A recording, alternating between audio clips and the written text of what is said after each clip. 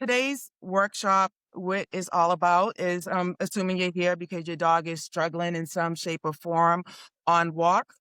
Um, with the walks, a lot of times we try to do the training on the walk, but in order to get your dog to walk nicely, things start at home. And so what today is about is how to prepare you for the walk so that can be a lot calmer.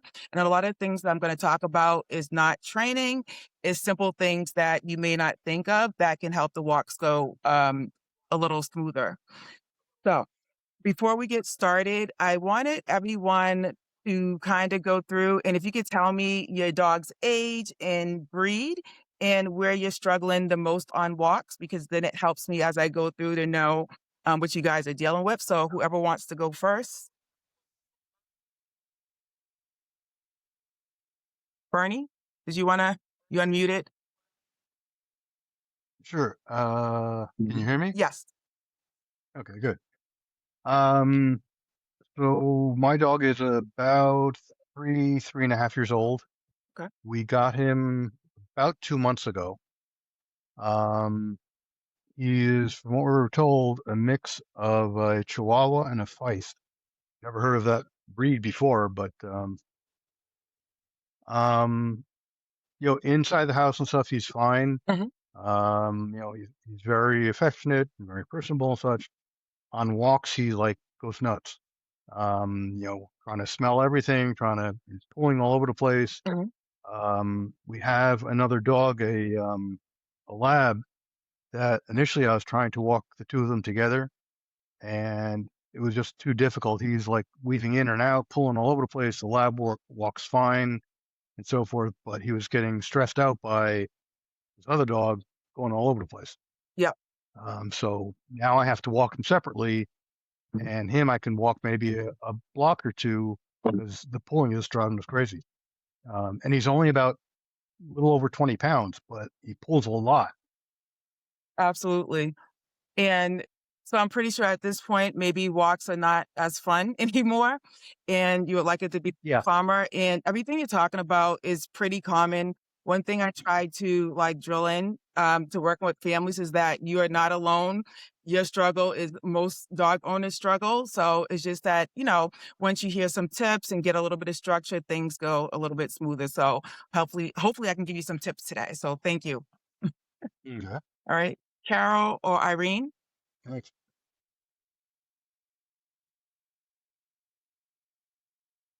No, not there. Okay. So you can go to the next slide.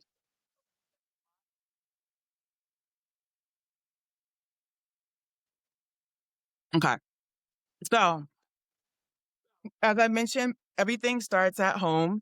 And you probably say your dog listens at home, but not outside. And why? Because outside is very different than inside.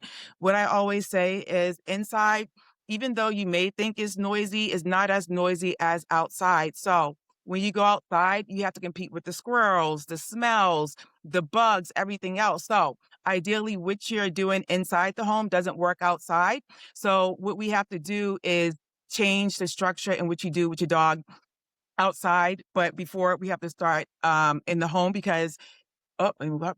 Because changing the environment matters, as I said. And the other thing too is it's frustrating walking with a dog that's pulling or reactive. And one of the things that helps a dog stay calm on walks is just being consistent. But I know when folks are frustrated, that can be like a doozy. So um, that's just a little bit about dogs listening at home. Okay, next slide. Okay. So as you were mentioning before, and I was mentioning, you're not alone.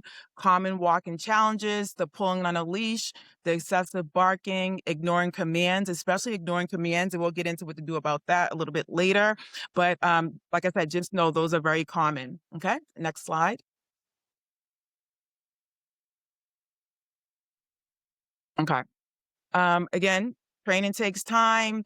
And so the thing about going on walks, one thing that many families may not think about is that how your dog behaves before a walk. And a lot of times they're pretty amped up, they're overwhelmed, they got a lot of energy. They're going to be like that outside. And so just keep that in mind, but we're gonna go to the next slide. Okay. And so, Berney, can you pop back in again? And Carol and Irene, if you're here, can you just tell me where you're located? I'm in Sharon. Okay. So you're right street. Okay, perfect. And Carol, welcome back.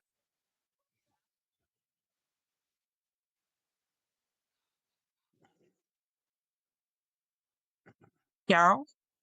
Hello. Hi. Welcome. Thank you. I'm actually from Kingston, Tennessee, Yep. and I have Dobermans, and they're older. Okay. And how old? 8-year-old is the one I walk. The 12-year-old will not walk. Okay, so you have a problem with them not walking. Okay. Mhm. And thank you, Carol. And Irene. Yes. Okay. And so where are you I'm from and your dog's age? from South Carolina, Okay. and my dog is a mutt, Okay. and she is 3.5. Okay. And what are some of the challenges that you're having on the walks? She pulls a lot. Yeah. She's very frightened. Yeah. She doesn't have any self-esteem, she has no self-confidence. Yeah. So if she got attacked by a cat one day that came out from the gutter, from the sewer lines, Uh-huh. and she won't go near him anymore. When she almost lays flat out on her stomach Okay. and crawls when she goes by him. And there's sewer lines, I don't know, every 100 feet or so, every 100 yards. So she's just so frightened. I don't know how to help her. Okay. I sit on there, I sit near where the sewer lines are, and I just wait for her to come to me and tell her she's a good girl, and, Okay. Mhm. feed her, to try to tell her that there's nothing there that's gonna hurt her. Absolutely. And that's so when we talk about calm walks, just keep in mind it's gonna look different for everyone because we have Berney, his dog's pulling, we have Carol's dog who's fearful to go on walks, and then we have your dog who's fearful of, seeing cats and stuff. So um so it's not like a one size fit all when it comes to calm walks, but there's something that we all can do that's pretty standard that can have your dog, for the walks to go calmer. But yeah, thank you, Irene. Margaret. Hi. Sorry I was a bit late.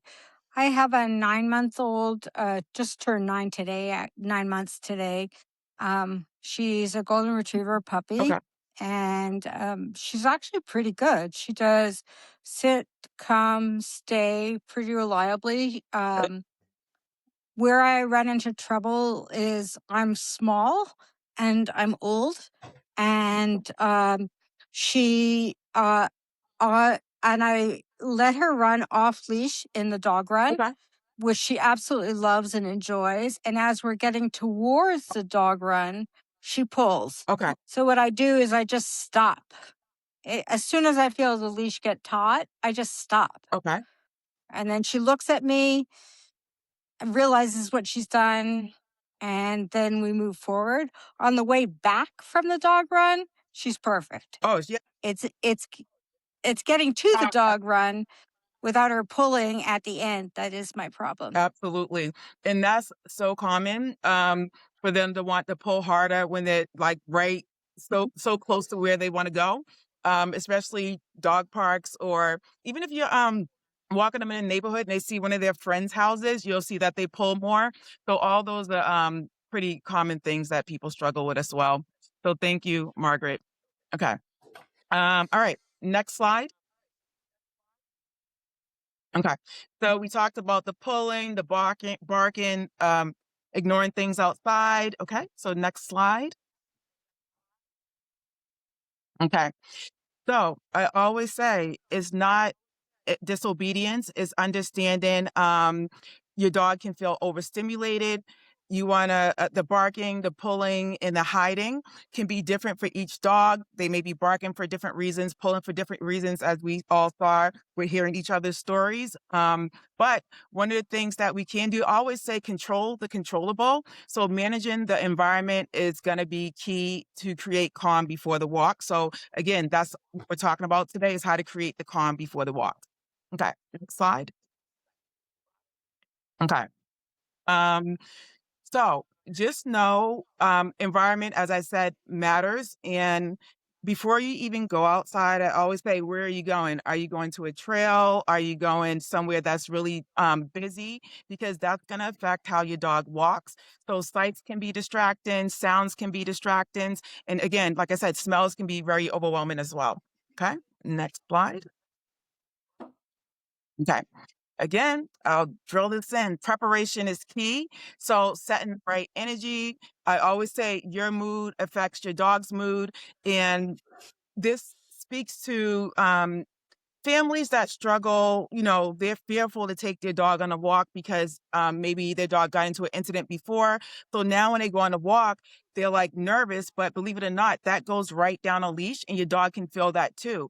So a lot of times, how we feel is affecting how a dog walks as well. And so we want to make sure before the walk, one of the ways we can prepare is, are we mentally ready to go on a walk? I always say, don't let the guilt, don't let the guilt, if you feel guilty, don't let that stop you. If you feel nervous and you don't feel safe walking your dog, there's definitely other things to do. Um, Also, creating a peaceful environment. What I would say about that, if there are places that your dog doesn't pull or you do better than your dog, if it's not in your neighborhood and say you feel like you have to walk your dog in your neighborhood, you do not have to do that. You want to go to the place where you're going to have that calm walk and you're going to feel okay walking your dog as well. And maybe your dog does better at that location. The other thing is, knowing your dog's needs. I always say, if you know your dog, which most of the time you do know your dog, sometimes I just have to point it out. That's going to be key as well. So we'll talk more about that. Okay, next slide. All right. Say it again, drilling in. Preparation is key to a successful walk, setting the right tone before stepping outside. Okay, next slide. All right. So, okay, we can go to the next one. We start with calm. Okay. A tired dog is a good dog and it makes for better walks. If you're going to take notes, I always say this is the time. I always try to get out little tidbits that you can utilize today. So what I mean by a tired dog's a good dog: exercise before walks, playtime is beneficial, and consistent routines matter. So, for example, usually first thing in the morning, dogs are really gung-ho to go for a walk, more so than the evening. But you want to think about your dog and the energy level before the times you take them for a walk. So if you're going at 8 and 2, how are they right before you get them situated for a walk? I always say, if they're overwhelmed, overstimulated, or they wasn't behaving before the walk, we have to try to calm them down. Now, that's going to look different for each dog. What I encourage you to do is think about, what does your dog utilize that calms them the most? So when I say calming your dog, you don't want to play tug with them before a walk. You don't want to give them a ball before a walk. You want to do something that's relaxing, like chew on a bone. You can have them go outside and sniff. One of the tricks that I use is the Parmesan cheese trick. I know everyone's like, what? Parmesan cheese? Trust me. Let me explain. So Parmesan cheese, the grated one in the green bottle, is very stinky. If you have a backyard and it's fenced in, if you don't have a backyard that's fenced in, you can definitely use a box and stuff toys in it and sprinkle the Parmesan in. We use the Parmesan because if we were to go out there and put regular treats in there, our dogs would just go search and that would be it. When you add the Parmesan cheese in the grass and toss some treats in, your dog's going to continuously sniff. And you're probably like, okay, what does that mean? If I was to ask you right now to sniff 100 times back to back, I guarantee you by the end of that, you're going to be tired. And Parmesan cheese and sniffing will do the same thing for your dog. It doesn't have to be this setup, but if you utilize something right now that you know guaranteed or 80% of the time is going to tire out your dog, that's what you're going to use for your dog. But if not, you can steal the Parmesan cheese trick. Everyone always like, Pam, why didn't you tell me sooner? I'm telling you now, it works wonders. So just sprinkling the Parmesan in the backyard like 30 minutes before you go, or some dogs need longer. The whole key is you want to look at your dog's body language, and when you think 30 minutes is up, is your dog calm enough to go on that walk? Because they should be like, okay, let's go. So that's a little tidbit there. Okay, next slide. Okay. We talked about sniffing calms dogs, the natural behavior to relax. Dogs use scent to explore. So again, if you say you're not a fan of Parmesan cheese or things like that, other things you want to use, you can use stinky treats like salmon is actually good. I always say if you smell the bag and you pull your nose back, those are the treats that you can put in the grass, or those are the treats that's going to get your dog to focus more because they're stinky and they're more attracting rather than the kibble. But we'll talk more about that in a little bit. Okay, next slide. Mm.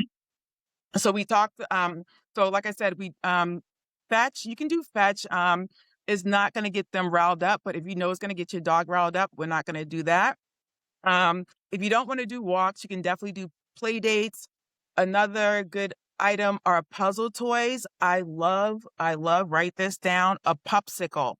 If you don't use those, they're the little green things, and it has like I call it the deodorant ball in it, and your dog licks it and is very calming and relaxing. I swear by that. A licky mat, those are good too, because licking's exhausting. So again, it doesn't have to be the Parmesan. It can be any of those puzzle toys. And puzzle toys are truly meant for your dog to work their brain. And if they're working their brain, they're tired. So that's something else you can do before a walk. Definitely, if you go on a walk, some dogs, and maybe you may not have time to do the whole prep thing, but sometimes the longer you walk your dog, they tend to calm down. So if you know that's your dog and you don't have all the time to do the calm stuff ahead of time, that should be okay as well. Okay, next slide. All right. All right, next slide. All right. The right tools can enhance training effectiveness and provide control during walks with your dog. All right, let's talk about that. So, a lot of times we use different tools to stop our dog from pulling. The common one that I see folks using are harnesses. And I just want to ask each of you, do you guys use any type of harnesses? And if you do, does it clip in the back or does it clip in the front? So, whoever wants to speak to that first. I do use a harness primarily because I'm concerned by how much he's pulling just to have a collar on him. Yep. And it will connect on the chest or on the back, Okay. but I usually do it on the back because I'm also concerned the amount of pulling, he's just going to pull it sideways around his body. Yep, absolutely. I know. Yep, I'm going to speak to that in a second. Absolutely, absolutely. That's the common thing with different types of harnesses, where it kind of goes over to the side or you have it in the back. Okay, thank you. Anyone else want to speak to the type of harness they're using? I have a couple of harnesses, and I always attach it in the front. Sometimes I attach it in the front and the back as well.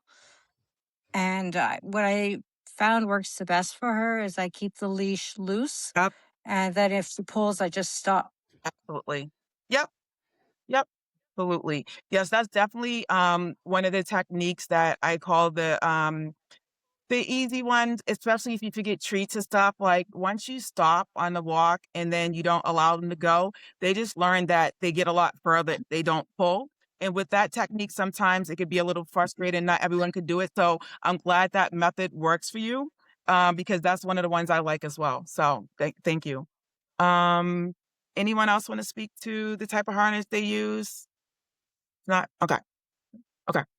So let's talk about these harnesses. So I love the harnesses that clip in the front here.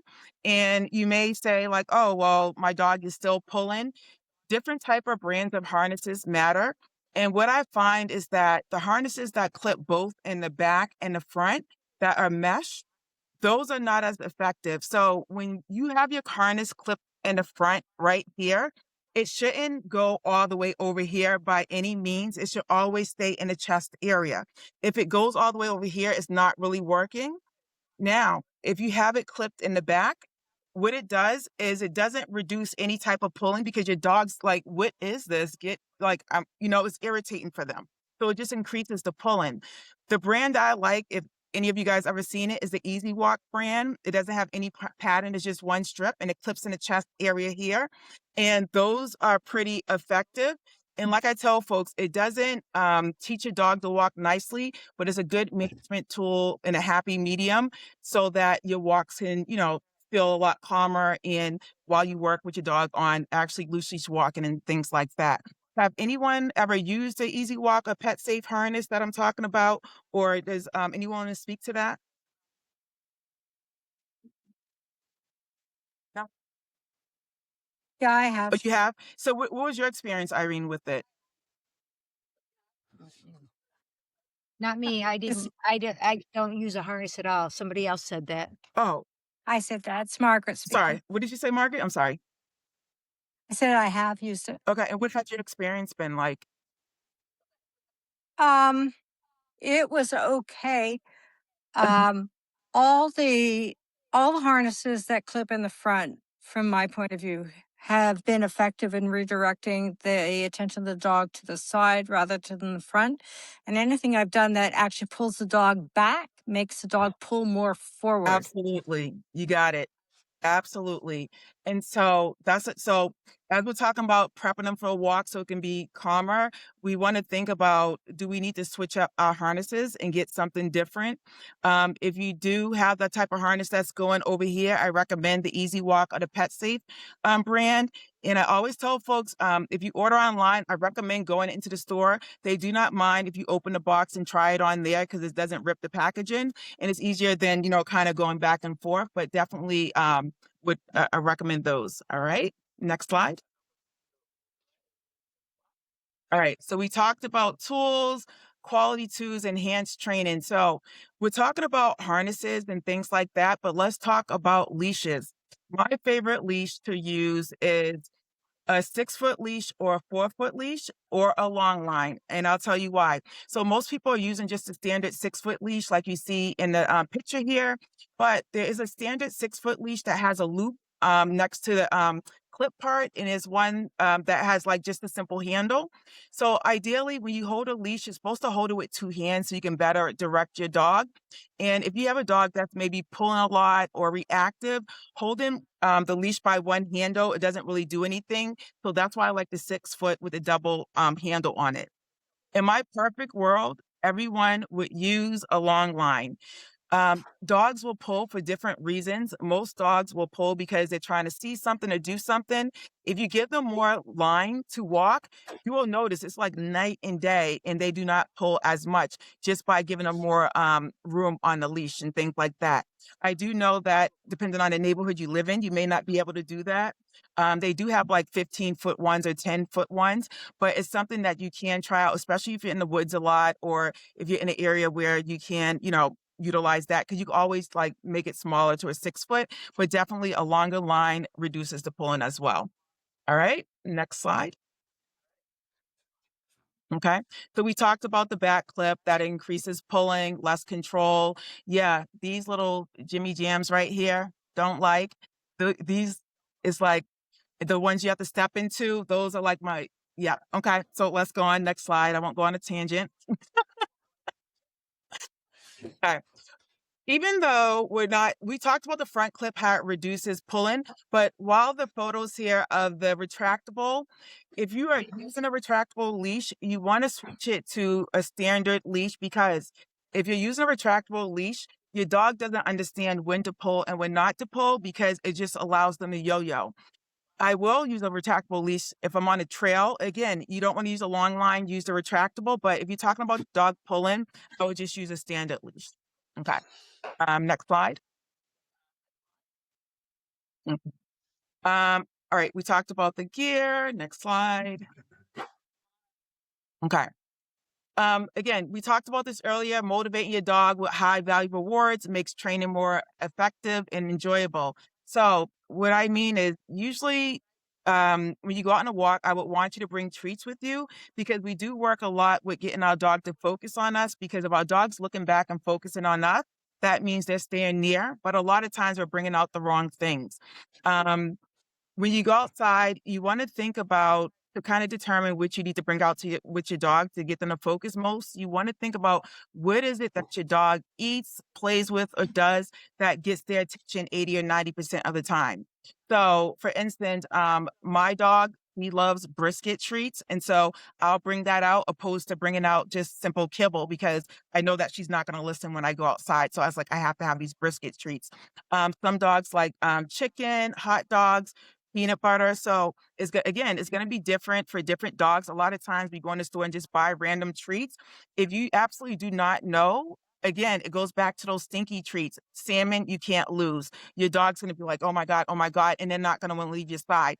And sometimes that's all they need is a different treat to get calmer walk. So keep that in mind. Can we just talk really quick? What is everyone using on walks for treats or if you're not using anything, just so I'll know? Anyone want to speak to that? I don't use any treats. She won't eat when she's walking. She's too nervous. Okay.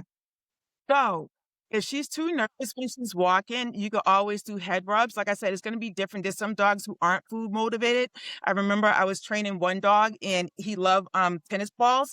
And so we would just have the tennis ball in our hand and that helped train the dog to keep him near. So for her, if she's scared and she likes attention, like affection and things like that, you can just give her a little head rub as well. Okay. And with her being nervous, a little private training tip, I would focus on calm right outside the house, which means that you want to go only to the point that she eats. So if she only takes treats from you, like say right outside your house, then you could just sit there and get treats so she can start to feel calm. Because I guarantee what she's experiencing is nervousness and that she probably would rather stay home. So I always tell folks you don't have to go on a walk. You can just sit outside and just start to let them feel comfortable too. So, Oh, that's a good idea. Thank you. yep. Anyone else want to speak to the type of treats they use? No? Okay.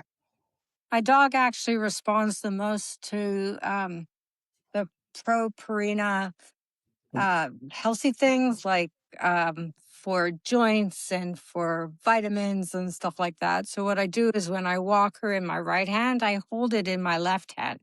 So she's basically oriented to sniffing my left hand all the way. Absolutely. And absolutely. So again, some dogs will eat dog food for treats or, the Purina Pro.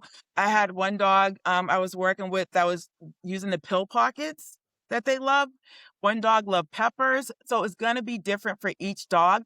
And just to put this to I'll hear a lot of families say, I wish my dog was like the other dog, but we never know what the other dog takes to get to that calm walk or what the other dog needs. So again, and this is just a perfect example of like every dog needs something different. By the way, we're talking about how everyone's utilizing different treats. All right, next slide. Okay.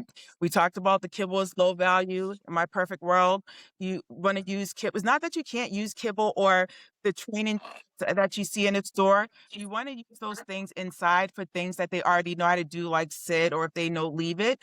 And so for outside walks, getting them to not pull, we're going to leave the kibble at home. Okay, next slide. Okay. Again, dogs love hot dogs, cheese, are great as well. I love a good cheese stick on a walk, especially in the winter when you don't have time to be doing all that. You can just hold and let them bite little pieces. That's my go-to. I have like a 24 pack. So definitely cheese sticks. If you don't have that, I would definitely grab those. Okay. Next slide. Okay. Next slide. We did that. All right. All right. We talked about starting to walk calmly. Now we're getting up for the walk. Okay. Next slide. All right. Problems start at the door. Again, we talked about that. Set the tone early, prepare for the walk, and adjust excitement properly. So we already talked about the sniffing, the equipment, and things like that. Okay, next slide. Okay, we talked about not walking a wild dog. That's, again, preparing them before a walk. Okay, next slide. Okay, we talked about waiting for calm. All right, next slide. Okay. During the walk, your dog's attention and focus are going to be essential for success and experience together. So, the treats that we have decided we're going to bring out on a walk with us, I always say we want to make sure our dog's going to focus and listen while we're on the walk. And so, one thing you want to do is start some focus exercises, which means you're going to have your dog look back to you like that. So, all you're going to do is call their name every 5 to 10 seconds on a walk. You turn it into a game. And anytime they look at you, you can give them a treat, give them a head rub, or whatever it is that you're using to get their attention. The reason why we're doing that is because, as we mentioned in the beginning, a lot of times dogs will pull because they see something or they want to get to something. But if you can call their name and get them to turn back to you and just give them treats rapidly, now their focus is on you for like 5 to 10 seconds while the other thing passes by. So definitely just doing those focus exercises and giving them structure on walk is going to be key. You don't have to do it the whole walk if you're going 30 minutes. Maybe you only do it at sections where you know your dog's going to pull most, you know? So just keep that in mind. Okay. Next slide. Okay. Again, check attention first. I just talked about that. Assess your dog's focus, use simple commands, observe surroundings together. If you have more than one person walking the dog in the house, I always say worry about yourself because dogs will respond to whoever they're walking with. I know dogs with me in training will respond.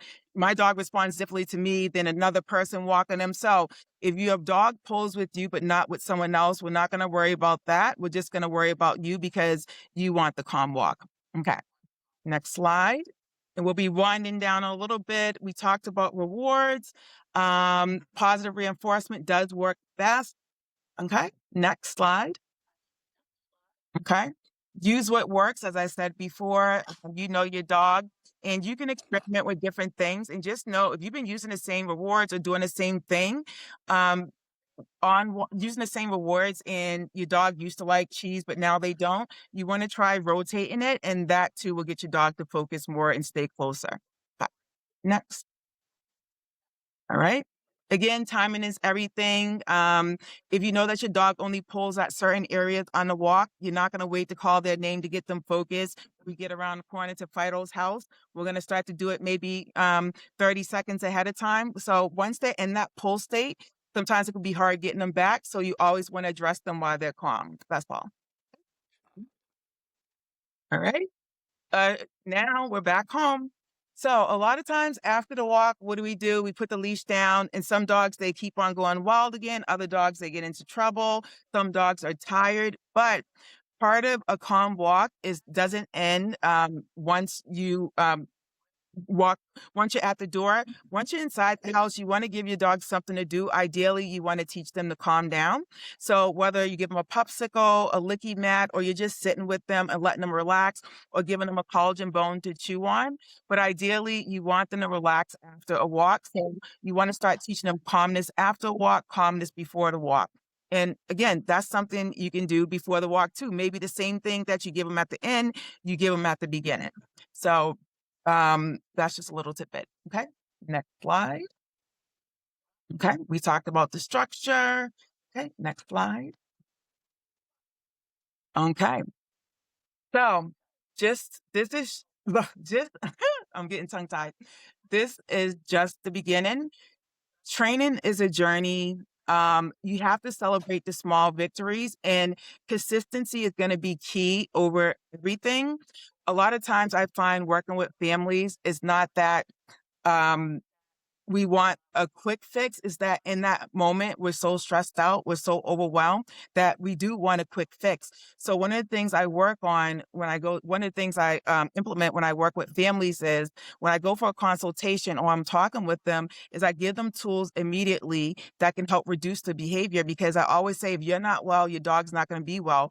So let's get some immediate tools first, and then we can work on the training journey. But as long as you have those things in place while you're working on these skills, I feel that families are more patient and susceptible to being consistent. Okay. Next slide. Okay. Again, every dog's unique. We don't want to compare our dog to each dog. if a little tip here, if you want to know more about how to train your dog or things like that, look up your dog's breed, because every dog, like for instance, I have a French bulldog. They are horrible at party training, but a lab, perfect, so your dog, depending on the breed, they may require certain things. Okay, next slide. Okay. Real life training matters. So you want to practice in real environments, keep consistent, and again, drill it in, celebrate small successes. Next slide. Okay. Getting help. All right. So to kind of pull this all together and wrap up and answer any questions and tell you the next step.